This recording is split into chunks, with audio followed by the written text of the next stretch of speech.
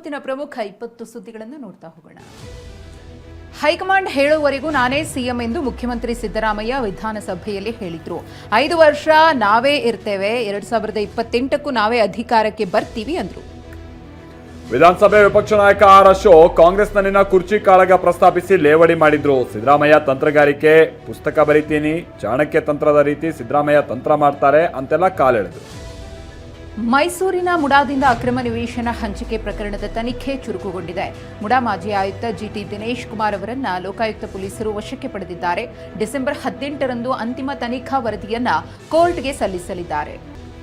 ಬೆಂಗಳೂರಿನ ಮಾಗಡಿ ರಸ್ತೆಯ ಭಾರತ್ ನಗರದಲ್ಲಿ ಹಾಡಹಗಲೇ 20 ಲಕ್ಷ ನಗದು ಹಾಗೆ 20 ಲಕ್ಷ ಮೌಲ್ಯದ ಚಿನ್ನಾಭರಣ ಕಳ್ಳತನ ಆಗಿದೆ. ಜೀವನ ಪೂರ್ತಿ ದುಡಿದು ಮನೆ ಖರೀದಿಗೆ ಅಂತ ಕೂಡಿಟ್ಟಿದ್ದ ಹಣ ಕಳ್ಳತನ ಆಗಿದೆ.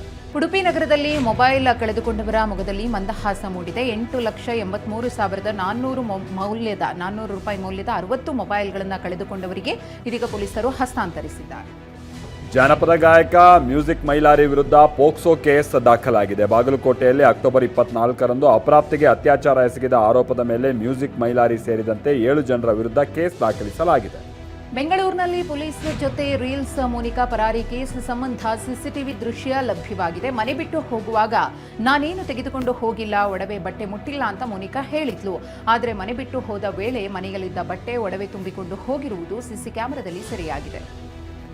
ಉತ್ತರ ಕನ್ನಡ ಜಿಲ್ಲೆ ಕಾರವಾರದಲ್ಲಿ ಎಲ್ಪಿಜಿ ತುಂಬಿದ್ದ ಆಟೋ ರಿಕ್ಷಾ ಸ್ಫೋಟಗೊಳ್ತು. 2 ಕಾರುಗಳು ಸುಟ್ಟು ಕರಕಲಾಗಿದೆ.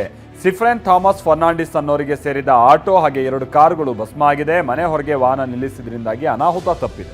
ನ್ಯೂ ಇಯರ್ ಸಂಭ್ರಮಾಚರಣೆಯ ಹಿನ್ನೆಲೆಯಲ್ಲಿ ಬೆಂಗಳೂರಿನ ಪಬ್, ಕ್ಲಬ್ ಹಾಗೂ ಹೋಟೆಲ್ಗಳಿಗೆ ಮಾರ್ಗಸೂಚಿ ಬಿಡುಗಡೆ ಮಾಡಲಾಗಿದೆ. ಪೊಲೀಸರಿಂದ ಅನುಮತಿ ಕಡ್ಡಾಯ, ನಿಗದಿತ ಸಮಯ ಪಾಲನೆ ಮಾಡಬೇಕು, ಧ್ವನಿವರ್ಧಕ ಬಳಸಲು ಪರವಾನಗಿ ಸೇರಿದಂತೆ ಹಲವು ಮಾರ್ಗಸೂಚಿಗಳನ್ನು ಪ್ರಕಟಿಸಲಾಗಿದೆ. ನರೇಗಾ ಸ್ವರೂಪ ಬದಲಿಸಲು ಮುಂದಾದ ಕೇಂದ್ರದ ವಿರುದ್ಧ ಕಾಂಗ್ರೆಸ್ ಸಂಸದೆ ಪ್ರಿಯಾಂಕಾ ಗಾಂಧಿ ಕಿಡಿಕಾರಿದ್ದಾರೆ. ಲೋಕಸಭೆಯಲ್ಲಿ ಮಾತನಾಡಿದ ಪ್ರಿಯಾಂಕಾ, ಯೋಜನೆಯಿಂದ ಗಾಂಧಿ ಹೆಸರು ಕೈಬಿಡೋದು ಸರಿಯಲ್ಲ, ವಿಸ್ತೃತ ಚರ್ಚೆ ಮಾಡದೆ ಹೆಸರನ್ನ ಬದಲಾಯಿಸಬಾರದು ಅಂತಾನೂ ಹೇಳಿದ್ದಾರೆ. ಈ ಬಾರಿಯ ಐಪಿಎಲ್ ಉದ್ಘಾಟನಾ ಪಂದ್ಯ ಬೆಂಗಳೂರಿನಲ್ಲೇ ನಡೆಯಲಿದೆ ಅಂತ ಕೆಎಸ್ಸಿಎ ಅಧ್ಯಕ್ಷ ವೆಂಕಟೇಶ್ ಪ್ರಸಾದ್ ಹೇಳಿದ್ದಾರೆ. ಶೀಘ್ರದಲ್ಲೇ ಉದ್ಘಾಟನಾ ಪಂದ್ಯದ ದಿನಾಂಕ ನಿಗದಿಯಾಗುತ್ತೆ. ಈ ಸಂಬಂಧ ಬಿಸಿಸಿಐ ಜೊತೆ ಚರ್ಚಿಸಲಾಗುತ್ತೆ ಎಂದು ಹೇಳಿದ್ದಾರೆ. ಟಾಲಿವುಡ್ ನಟ ಹಾಗೂ ಆಂಧ್ರಪ್ರದೇಶದ ಡಿಸಿಎಂ ಪವನ್ ಕಲ್ಯಾಣ್ ಅವರು ಓಜೆ ಸಿನಿಮಾದ ನಿರ್ದೇಶಕ ಸುಜಿತ್ಗೆ ಐಷಾರಾಮಿ ಕಾರೊಂದನ್ನು ಉಡುಗೊರೆಯಾಗಿ ನೀಡಿದ್ದಾರೆ. ಸೆಪ್ಟೆಂಬರ್ ತಿಂಗಳಲ್ಲಿ ಬಿಡುಗಡೆಯಾಗಿದ್ದ ಓಜೆ ಸಿನಿಮಾ ಸೂಪರ್ ಹಿಟ್ ಆಗಿತ್ತು.